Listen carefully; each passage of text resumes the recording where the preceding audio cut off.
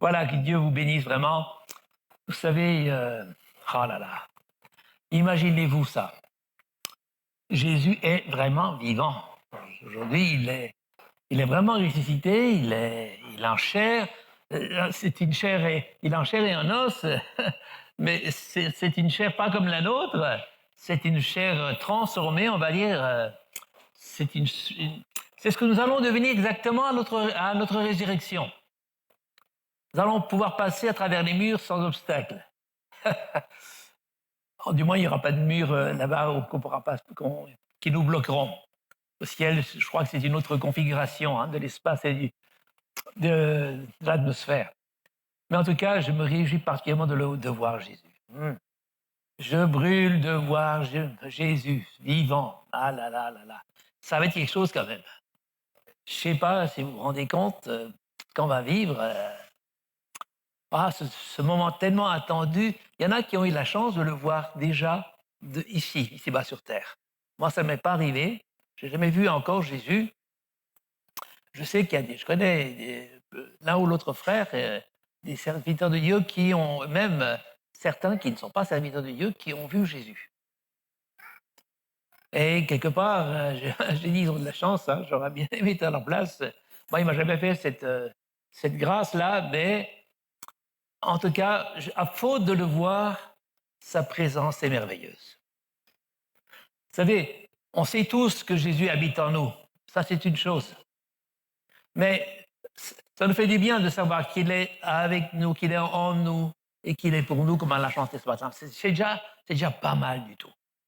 Si tout le monde savait ça, était certain de ça, je vous assure que votre vie ferait des grands progrès, des grands pas en avant. Mais il y a plus que ça. Jésus, parce que c'est le Saint-Esprit qui lui permet de demeurer en nous, par moments, quand nous le cherchons de tout notre cœur, quand nous l'adorons, dans le lieu secret de votre chambre, ou vous voulez dans votre salon. Et il se passe des moments où il se manifeste littéralement à nous. C'est plus la présence de Dieu en nous, c'est la présence de Dieu en nous manifestée. Et là, c'est prodigieux. C'est prodigieux. Moi, les fois où il se manifeste à moi, je suis scotché. Je suis scotché parce que c'est waouh, c'est comme une énergie vivante, comment dire ça,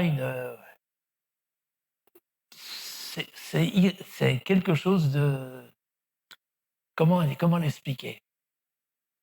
C'est tellement vivant, c'est un esprit vivifiant qui se manifeste à vous. C'est un esprit. Paul le dit dans Corinthiens 15 que Jésus est devenu un esprit vivifiant. Mais c'est la vérité. Alors, moi, je fais une différence entre l'onction habituelle, quand je vis, par exemple, ce matin, dans la louange, ou par moment, je suis dans l'onction, je prie, je suis dans l'onction. C'est une chose, l'onction est une chose. Mais la manifestation de Jésus, c'est autre chose. La manifestation de Jésus a la puissance de nous complètement rafraîchir, raviver, régénérer. On est, waouh, on est comme si on passait par un sauna spirituel qui nous rentre dans tout notre être et qui nous immerge. Et c'est tellement merveilleux. Moi, je voudrais. Alors, bien sûr, quand on y est, on y reste. Quand on vit ce moment-là, on a envie que ça dure. Puis après, par ce qu'il faut faire, etc., notre activité habituelle, progressivement, ça disparaît. Et après, tu as la nostalgie que ça se reproduise. Tu dis, Seigneur, quand la prochaine fois. Et ça, pour moi, c'est Jésus en moi, c'est une bonne chose, mais vivre l'expérience de sa manifestation, ça, c'est vraiment une puissance qui vous permet de tenir dans les bons et dans les mauvais jours. C'est une arme, littéralement une arme que Dieu met à notre disposition pour refaire surface si vous avez coulé, ou en tout cas pour retrouver la force de marcher et de faire tout ce que vous avez à faire. Ça, c'est vraiment quelque chose d'incroyable qu'il faut absolument vivre. J'espère que vous le vivez par moments, cette manifestation de Jésus lui-même, pas le Saint-Esprit, pas l'onction du Saint-Esprit, mais la manifestation de Jésus. C'est encore très différent.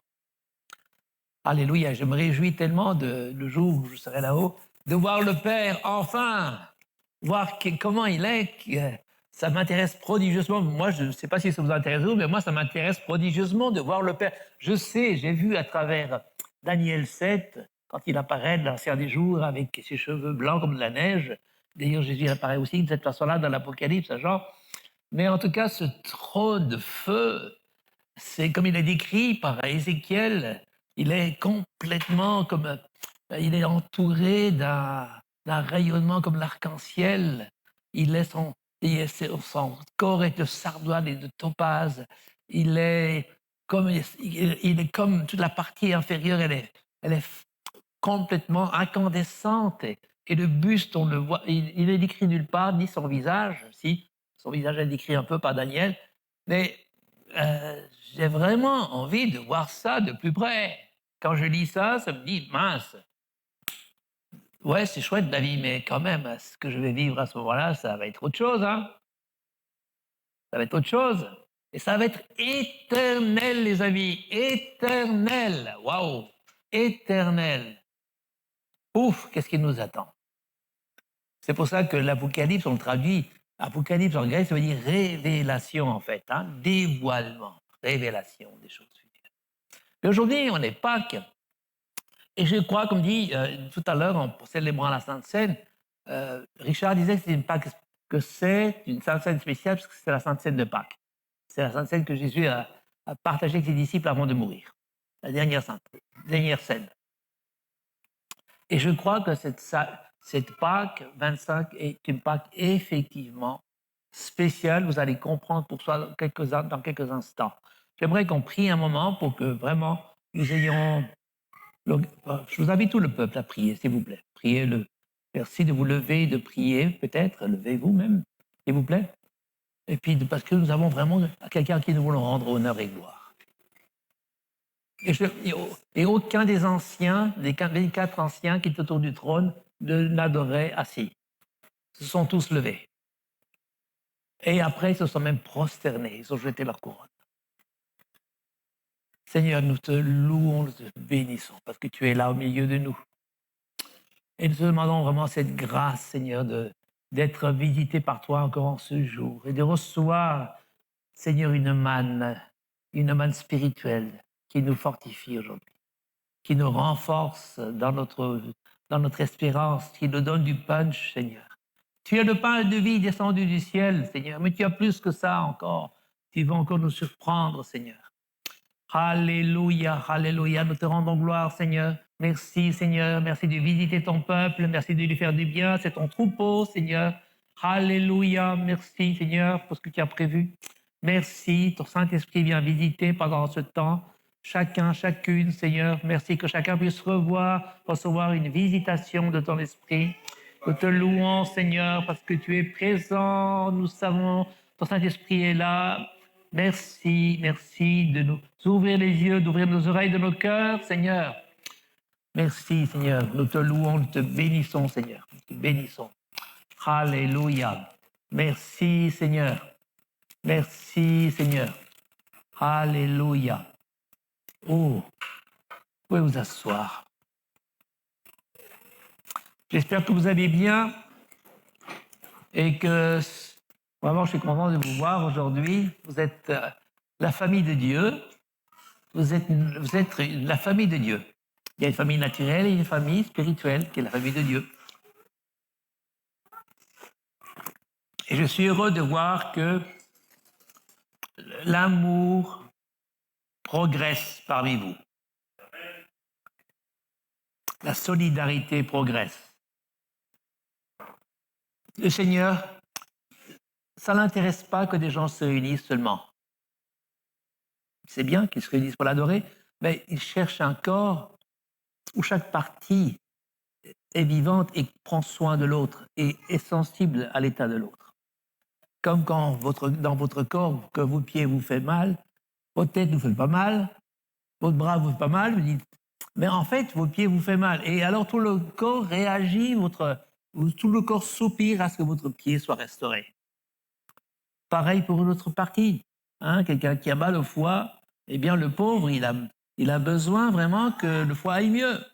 Et il a beau être entier et d'avoir tout le reste en santé, il avale, il soupire que son foie soit guéri. Et il va prendre les mesures pour que son foie soit guéri. Et ainsi en est-il de nous, de prendre soin les uns des autres.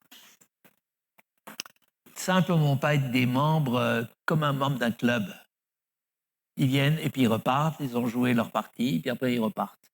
Et c'est bon. Non, c'est pas ça. Vous le savez normalement que c'est pas ça. Et c'est pas ça que Dieu veut.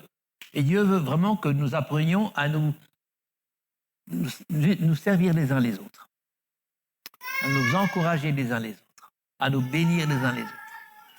Les retrouvailles du culte des agapes doivent permettre cette vie qui est la vie que Dieu souhaite que nous vivions. Amen. J'espère que vous le souhaitez aussi. Amen. Alors aujourd'hui, vous savez que le jour de Pâques, la première Pâques, dans Exode 12, nous le voyons que lorsqu'ils ont célébré la première Pâques, c'était le mois de Nissan. Moïse a décrété que ce serait le premier mois de l'année juive. Pour nous, le Nissan, pour nous, c'est avril. La première fête de la Pâques a été célébrée en avril. Nissan pour les Juifs, avril pour nous. Parce que les Romains ont passé par là et puis ils ont un peu modifié les choses à leur sauce. Mais normalement, c'était Nissan, le mois de Nissan. Le vrai calendrier de Dieu commence au mois de Nissan, qui est le mois d'avril. Et qu'est-ce qui s'est passé ce jour-là? Ils ont fêté leur première Pâques. En vue de quoi? En vue de la sortie d'Égypte, de la libération. Parce qu'ils vivaient un esclavage terrible, ils vivaient sous un joug terrible, c'était une véritable tyrannie. Pharaon était vraiment un tyran aussi infect que Poutine ou d'autres, que le président de l'Iran ou de la Chine, oui, ou de la Corée du Nord. Hein. C'était la prison, la prison, la prison. Moïse avait beau être parti en mission, il avait obéi, il lui avait écouté. Au départ, il ne voulait pas faire ça, mais Dieu lui a donné des armes, moyens pour le faire. Et puis chaque fois il obéissait scrupuleusement à Dieu, et chaque fois qu'il a annoncé une plaie sur l'Égypte pour Pharaon les lâche, eh bien, la plaie tombait, mais Pharaon il ne voulait absolument pas les laisser partir. C'est ça la tyrannie, il les tenait vraiment en otage. Il ne voulait pas qu'ils partent, il ne voulait pas il ne leur ouvre pas la porte et il leur gardait la porte fermée. Et ça s'est passé comme ça, c'était décourageant, je pense, aussi bien pour Moïse que pour le peuple de Dieu. Hein. Ça devait être décourageant parce que chaque fois, il se disait, il va céder. Il va céder. Ben non, il avait beau, les plaies avaient beau se multiplier jusqu'à la 9e, il n'a jamais cédé. Et ça, c'est quelque chose que vous ne vous rendez pas compte quand vous cherchez la libération de quelque chose de la part de Dieu. Que ce soit l'alcool, que ce soit la cigarette, que ce soit la drogue, que ce soit la pornographie, que ce soit n'importe quelle dépendance ou que ce soit un autre type d'esclavage, vous avez prié, Seigneur, délivre-moi, était toujours esclave. Tu es chrétien, tu pries, Seigneur, délivre-moi, et tu es encore toujours esclave. Pourtant, tu es né de nouveau. Pourtant, tu as reçu l'Esprit Saint. Et pourtant, tu es encore esclave. Et tu veux t'en sortir. Et tu dis, quand aura lieu la porte de sortie? Seigneur, ouvre-moi la porte que je sors de cet esclavage. Quand vous êtes tombé dans les griffes de Satan d'une façon ou d'une autre, même si vous êtes chrétien, même si vous n'avez pas d'un esprit méchant, impur en vous, c'est dur de se défaire de ces griffes. C'est très dur de se défaire de ces griffes. Et il faut que Dieu fasse quelque chose. Et aujourd'hui, Dieu va faire quelque chose. Aujourd'hui, dans ce jour de Pâques 2025, ça ne va pas être une Pâques ordinaire, ça va être une Pâques différente. Ça va être une Pâque où quelque chose va se passer. Parce qu'il y a quelque chose que tu vas comprendre, parce que le Saint-Esprit va honorer le sacrifice de l'agneau. Maintenant, vous savez qu'il n'est plus l'agneau, il est le lion de Juda. Encore nous le voyons dans l'Apocalypse au chapitre 5 apparaître sur la forme de l'agneau, au milieu du trône, un agneau égorgé. Voilà comme apparaît. Mais chaque fois que les anciens et tout le peuple réclamaient, et s'attendaient à ce que Dieu, le Père, donne son livre à quelqu'un qui pourrait ouvrir les sceaux, personne n'était apte à le lire. Il y avait juste l'agneau de Dieu. Et là, il apparaît comme le lion du Juda. Quand Jean pleurait, voyant que personne ne pouvait le livre, il y a un des anciens qui le console et dit « T'en fais pas, le lion du Juda est là. » Et le Père s'est levé de son trône et l'a donné au lion de Jésus, le lion de Juda. Il n'était plus l'agneau immolé, il va revenir en tant que lion de Juda. Frères et sœurs, c'est quelque chose. C'est quelque chose, cette Pâque de l'Exode.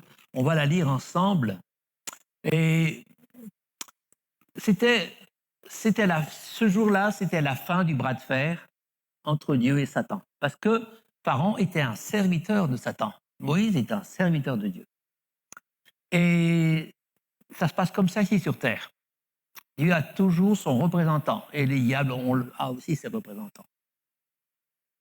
Et c'est l'empoignade. C'est la guerre.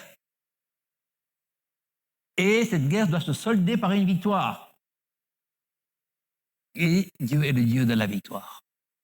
Ce jour-là, il leur a donné la victoire quand il a enfin exercé son jugement. Mais avant qu'il exerce son jugement, il a dit « Faites quelque chose, préparez-vous ». Et alors, nous lisons cela dans Exode 12. Je vais le lire avec vous. L'Éternel parla à Moïse et à Aaron en Égypte et leur a dit « Ce mois-ci, ce sera pour vous le premier mois de l'année. Donnez à toute la communauté d'Israël les instructions suivantes. Le 10e jour de ce mois, c'est-à-dire le 10 avril ou le 10 de décembre, que chaque maison, chaque famille de ce, pardon, excusez-moi, je cherche, voilà, de ce peuple prenne un agneau.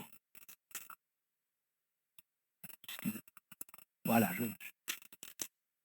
un agneau. Si dans cette maison, on est trop peu, on est trop peu nombreux pour manger un agneau, qu'on s'associe à la famille, excusez-moi, qu'on s'associe à la famille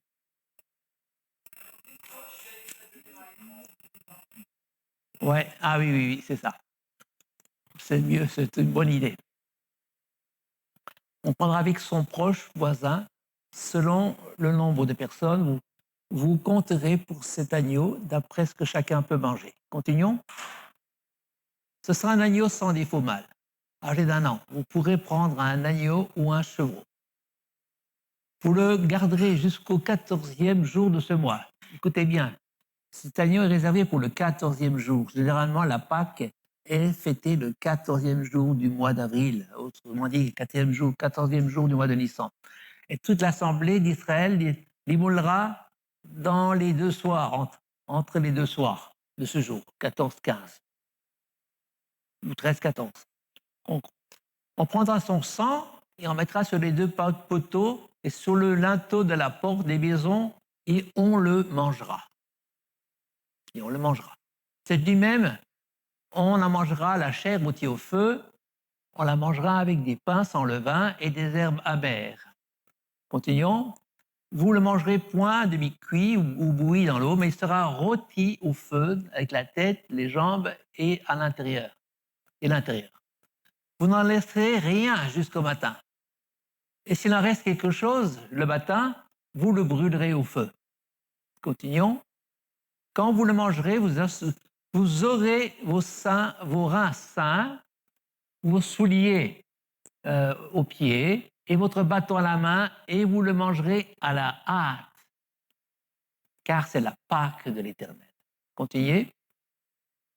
Cette nuit-là, je passerai dans le pays d'Égypte et je frapperai, écoutez bien, non seulement tous les premiers-nés du pays d'Égypte, depuis les hommes jusqu'aux animaux, j'exerçais des jugements contre tous les dieux de l'Égypte.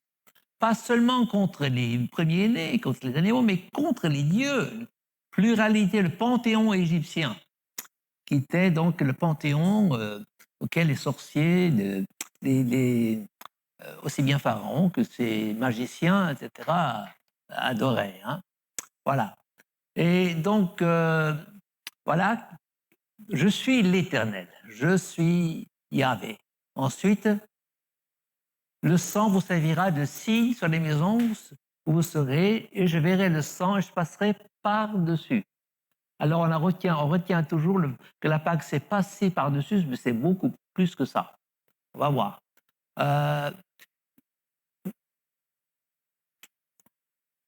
Et il n'y aura pas de plaie qui vous détruira quand je frapperai le pays d'Égypte. Continue. Vous conserverez le souvenir de ce jour et vous le célébrerez par une fête en l'honneur de l'Éternel et vous célébrerez comme une loi perpétuelle pour vos descendants. Continue. Pendant 7 jours, vous mangerez des pains sans levain. Dès le premier jour, il n'y aura plus de levain dans vos maisons. Car toute personne qui mangera du pain de levé du premier jour au 7e jour sera retranchée d'Israël. Stop.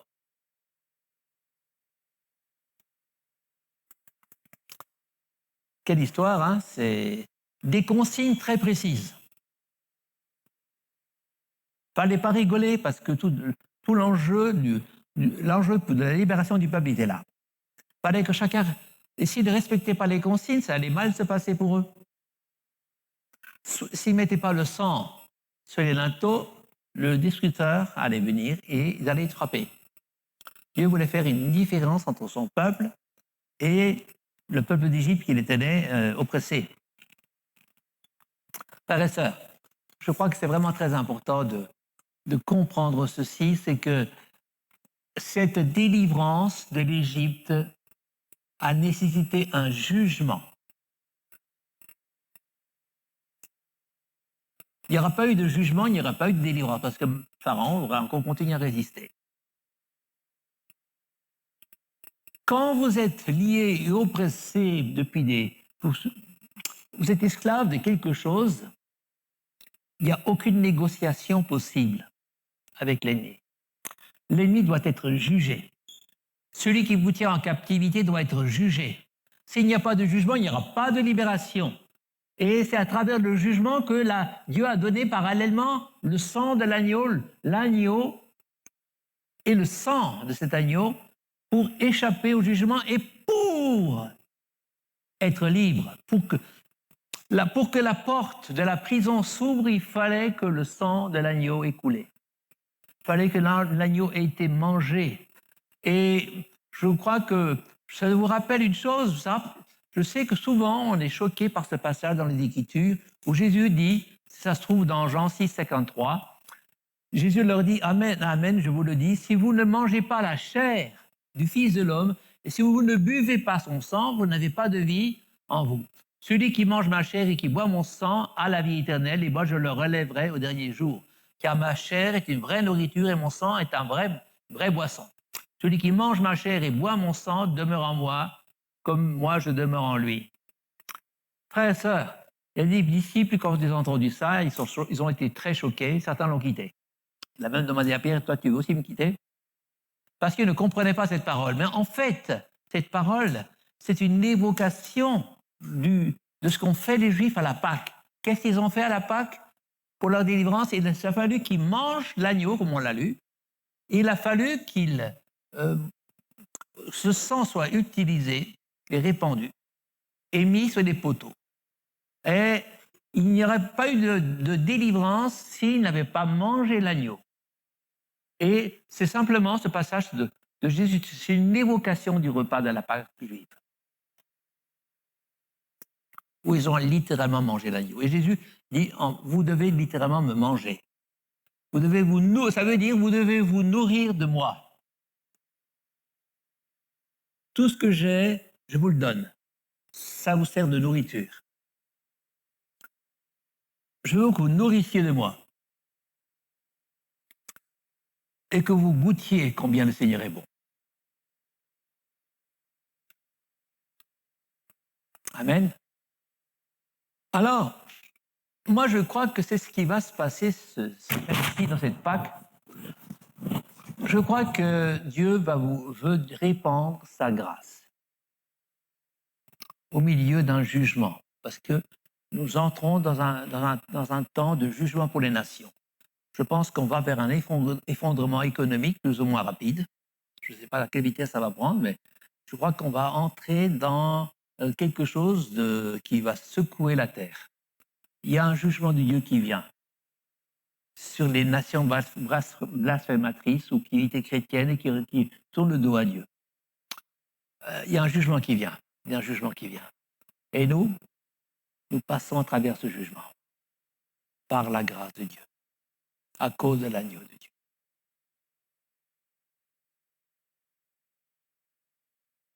Frères et sœurs, tout ça, c'est bien, mais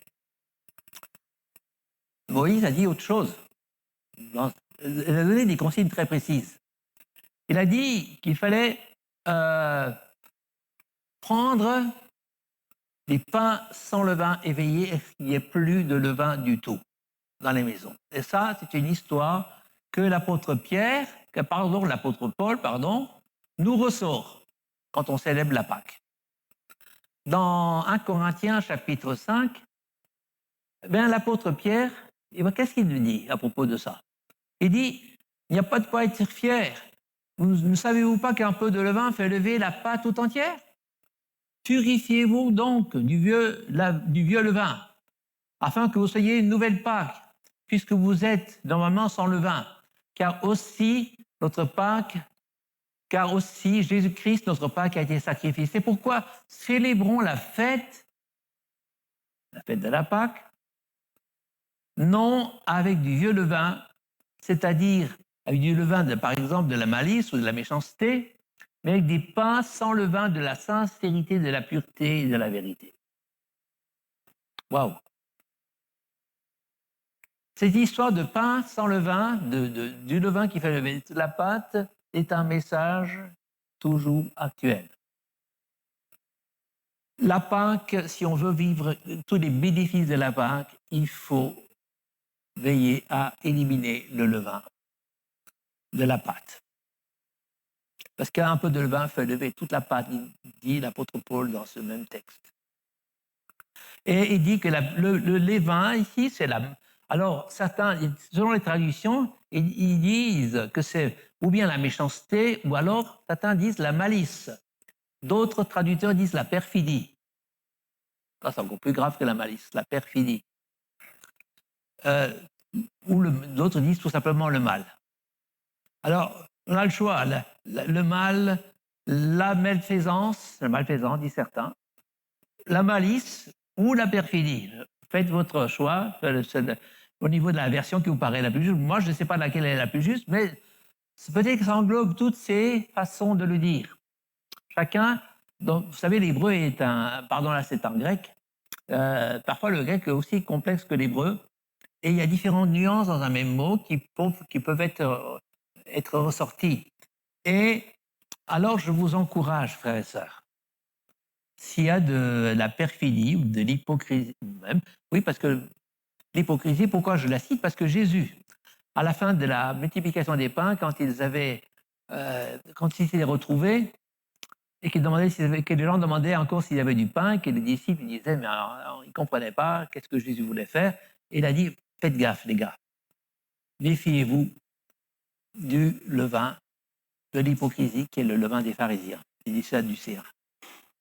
Il faisait allusion à leur enseignement, qui a l'air très beau, qui en réalité, ça ne jouait pas, quoi. Il mettait un point sur les gens. Et en plus, il dit de l'hypocrisie.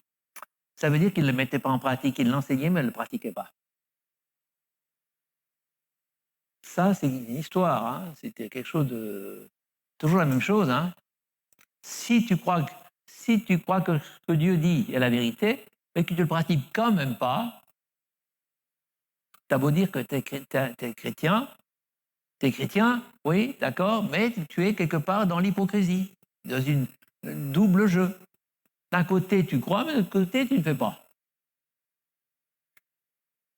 Il faut savoir, avec Dieu, ça ne marche pas comme ça. On ne peut pas marcher avec Dieu comme ça. Si tu crois que ce qu'il dit est juste, alors fais-le. Et tu seras béni. Frères et sœurs, c'est un enseignement qui est récurrent dans toutes les épîtres. Ne vous contentez pas, ne vous bornez pas à croire la parole, mais mettez-la en pratique, disait Jacques, et vous serez heureux. Regardez-vous, regardez la parole, elle est comme un miroir qui vous dit où vous en êtes. Tu dis que tu es bien, que tu es un bon chrétien. Quand tu lis la parole un peu plus précisément, tu verras que c'est une épée à deux tranchants qui sépare âme et esprit, puis qui te reflète ton véritable visage naturel. Et je crois qu'il faut régulièrement lire la parole pour une raison, c'est que c'est le seul miroir qui nous permet de nous nettoyer, qui nous encourage à nous nettoyer. Parce que moi je me rappelle, avant ma conversion, je n'aimais pas la parole de Dieu. Hein. Ma femme m'avait encouragé à lire la Bible, mais chaque fois que je la lisais, je m'endormais dessus. Alors, ça ne me parlait vraiment pas. Hein. Et puis, et quand je m'évertuais à la lire, parce que le pasteur de ma femme m'avait encouragé à quand même faire l'effort de la lire, alors j'ai dit, pour faire plaisir au pasteur, je vais comme faire un effort, ben, plus je lisais la parole, plus j'allais mal. Là, ma femme était très étonnée. Elle disait, comment ça se fait que mon mari, moi, la parole me fait du bien, lui, il lui fait du mal. Ben oui, parce que moi, j'avais pas assassiné quelqu'un, j'avais pas commis l'adultère, j'avais pas volé, je me sentais pas si mal que ça au fond. Mais quand je lisais la parole de Dieu avant ma conversion, purée, chaque fois, je me sentais coupable. Alors, j'allais pas bien. Alors, j'ai dit, je vais arrêter de la lire parce que ma femme m'a dit, écoute, je continue à la lire. Non, non, je ne la lis plus parce que chaque fois que je la lis, je me sens jugé. Je me sens pas bien. Alors, elle m'a dit, Bruno, alors qu'est-ce que tu vas faire? J'ai dit, je ne sais pas. Elle a prié ardemment pour ma conversion qui a eu lieu. Et quand j'ai été donné ma vie au Seigneur, que j'ai été visité par le Saint-Esprit, que j'ai été baptisé du Saint-Esprit, que s'est-il passé? Ben, quand je relis la parole, c'était comme un livre ouvert. J'étais étonné de tout comprendre, la parole me parlait. Je dis, purée, il fallait parce que la parole est vivante, mes frères et sœurs. Elle a été inspirée de l'Esprit, elle est infiltrée par l'Esprit. Elle palpite, la parole est vivante, elle bouge, elle bat comme un battement de cœur de Dieu. Il y a le battement du cœur de Dieu dans la parole de Dieu, et la parole de Dieu peut te parler à tout moment, et à tout moment, elle peut te brusquement te visiter et te donner un éclairage qui va changer un aspect de ta vie. Et c'est pour ça qu'il est important de la lire, parce qu'elle est vivante. Quand tu t'approches d'elle, en sachant que c'est la parole vivante de Dieu. Et quand tu te nourris, il va se passer quelque chose, c'est inévitable, inévitable. C'est pour ça que plus les gens apprécient la parole de Dieu et commencent à la lire, plus ils sont nourris, ils deviennent forts et éclairés. Auparavant, ils avaient une vision comme ça, et puis tout à coup, au fur et à mesure qu'ils lisent, la vision s'élargit, s'élargit, s'élargit. Et ils comprennent des choses en profondeur, alors qu'ils les connaissaient auparavant, ils les connaissaient en surface. Alléluia. Alors, c'est une affaire sérieuse de nous purifier de ces formes de levain, qui sont donc la malice ou la perfidie. Perfidie, c'est grave. Perfidie, c'est qu'on ne peut pas compter sur toi, tu es perfide. Ça veut dire que d'un côté, tu dis quelque chose, de l'autre côté, quand tu as d'autres coups, quand j'ai le dos couronné, tu m'enfonces le couteau dans le dos. Ça veut dire que par devant, tu me bénis, par derrière, tu critiques. Par devant, tu dis, il est bien, par derrière, je ne veux pas dire quoi. Bon, mais ça, mes amis, c'est de la perfidie. Alors, il y a encore d'autres aspects de la perfidie. Hein. On peut agir de manière perfide aussi. Hein. C'est encore plus grave. Mais ça, je peux m'étendre là-dessus. Vous allez réfléchir à ce que c'est que la perfidie pour vous. Et puis, ôtez le cœur de toute forme de méchanceté. Moi, j'aime bien ce passage de Colossiens où Paul nous encourage à nous dévêtir de notre vieille nature. Il ne le dit pas seulement dans Éphésiens, mais il le dit aussi dans Colossiens. Voilà. Et de se dévêtir de la méchanceté, de la colère, de plein de choses. Vous allez voir dans Colossiens 3, lisez-le chez vous, vous allez voir de quoi il faut se dévêtir. Et puis après, il dit, ça ne suffit pas. Ça ne suffit pas de vous dévêtir. Il faut encore vous revêtir. Et il dit, puisque vous avez été choisis, au chapitre 3, verset 12 de Colossiens, ainsi, puisque Dieu vous a choisi pour faire partie du peuple saint, et puisqu'il vous aime, eh bien, dans ce cas, revêtez-vous d'ardente bonté, de bienveillance, d'humilité, de douceur, de patience. Supportez-vous les uns les autres. Pardonnez-vous mutuellement. Le Seigneur vous a pardonné. Vous aussi, pardonnez-vous de la même manière. Et par-dessus tout cela, revêtez-vous de l'amour agapé qui est le lien par excellence. Est-ce que tu fais ça le matin quand tu te lèves, que tu fais ton culte? Est-ce que tu te dis, Seigneur, tu vois, hier, c'était pas génial la journée que j'ai passée. Par moments, je me suis mis en colère. Par moments, je n'ai pas parlé comme j'aurais dû.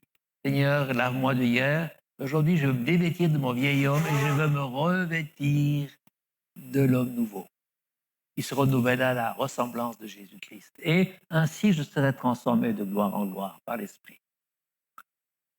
Frères et sœurs, si vous le faites, vous allez avoir des bénéfices évidents. Et si vous n'arrivez pas à le faire, ça prouve qu'il y a encore du levain dans la pâte.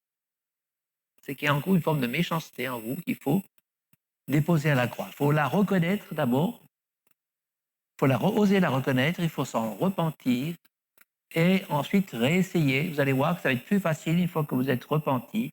Vous allez demander pardon au Seigneur ou à votre conjoint ou à je ne sais pas qui. Et vous allez ensuite revêtir à nouveau ce revêtement du Seigneur, ces vêtements du Seigneur, qui sont donc les attitudes, les sentiments du Seigneur. Et ça, c'est très, très important, parce que vous avez beau revêtir l'amour de Dieu pour vous protéger des principautés, si vous ne commencez pas d'abord à vous revêtir des vêtements de la nouvelle nature, ça ne servira à rien, parce que vous allez être protégé par au-dessus, par l'armure, vous allez être protégé des principautés et des dominations, mais pas en dessous. C'est comme si on avait une maison où vous dites, je ne veux pas avoir la grêle qui me tombe dessus, ni les oiseaux qui font caca sur moi. Donc, vous mettez une toiture. C'est bien? Super, vous avez mis une toiture.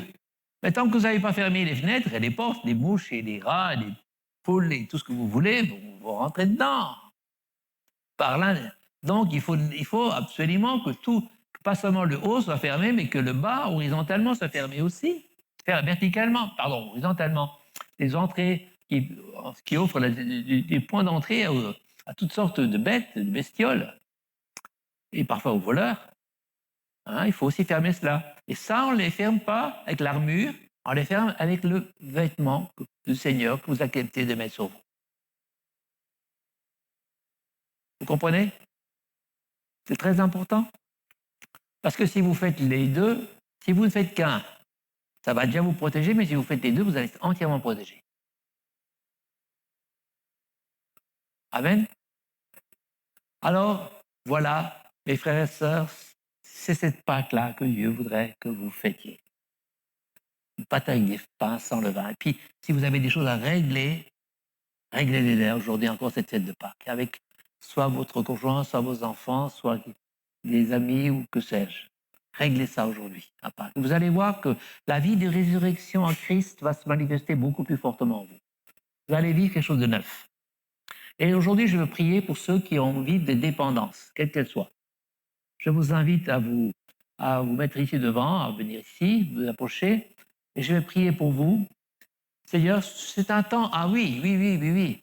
Ah oui, souvenez-vous, je vous ai dit en décembre dernier, et je vais répéter le message en janvier, quand je suis revenu, je crois que c'était en février, C'est une année où Dieu ouvre les portes. Qu'est-ce qui s'est passé? Ils étaient enfermés par Pharaon en Égypte. Mais par la nuit de Pâques, la porte est ouverte pour eux. La porte de sortie s'est ouverte. Il y a des portes de sortie qui doivent s'ouvrir aujourd'hui pour vous. Proclamez cela. Je proclame un temps où les portes doivent s'ouvrir pour vous maintenant. Plusieurs portes doivent s'ouvrir. Des portes doivent s'ouvrir en ce jour. C'est le temps, la Pâque est un temps de libération de l'emprise de l'ennemi, des pièges de l'ennemi, de l'oppression de l'ennemi. C'est le temps de la porte ouverte. C'est le temps de la porte ouverte. Je ne parle pas de la porte ouverte chrétienne, je parle de la porte ouverte pour vous. Amen. Amen. Amen. C'est une porte ouverte. Alors, je ne sais pas dans quel domaine, mais commencez à, si vous voulez la voir se faire, si vous voulez la voir rapidement se produire, commencez à proclamer pour vous. Ce temps est un temps de porte ouverte pour moi. Seigneur, tu vas m'ouvrir les portes qui étaient fermées jusqu'à présent. Ce sont soit des portes des cœurs, soit des portes du travail, soit des portes, je ne sais pas, d'une nouvelle profession, d'un nouveau job. Le Seigneur veut ouvrir des portes en ce jour de Pâques. Je proclame un temps de porte ouverte pour vous. Amen. Et un temps de délivrance.